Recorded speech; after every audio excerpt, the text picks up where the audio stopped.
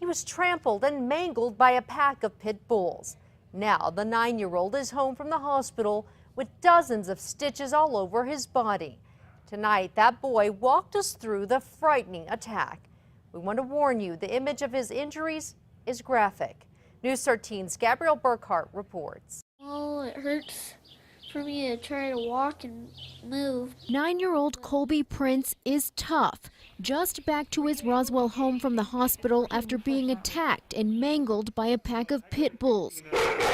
Colby strapped on his boots and walked us through the terrifying attack. I was going down to water our horses like every morning. He saw 3 pit bulls trying to get at the horses. So they start coming at me. I tell them no. They stop for a little bit, then they start coming at me and start jumping on me. And once they figured out that I can't really protect myself, they started biting me. The dogs came from a nearby rescue Colby's family didn't know was there.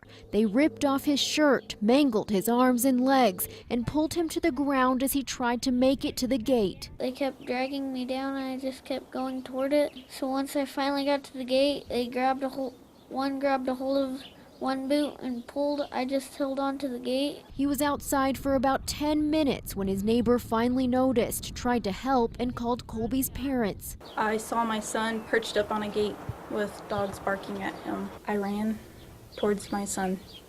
I was mama bear leaping over cactuses. The boy's dad, who's also a Roswell police officer, was right behind her and shot 2 of the dogs to stop the attack. I was just so relieved to see my dad coming down with a gun. Colby was flown to a Lubbock hospital. All he could say was, "I hurt, Mama, I hurt." This is what he looked like before stitches. Today, he's sore, has scratches all over his body and neck where he was dragged.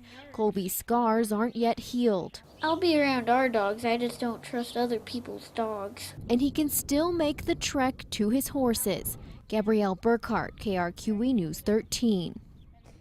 2 of the dogs involved in the attack died. The 3rd dog is in quarantine and will be euthanized. The animals are being tested for rabies to see if Colby has to undergo treatment. 15 other dogs were also being housed at the rescue. Those dogs will soon be taken to a Colorado rescue.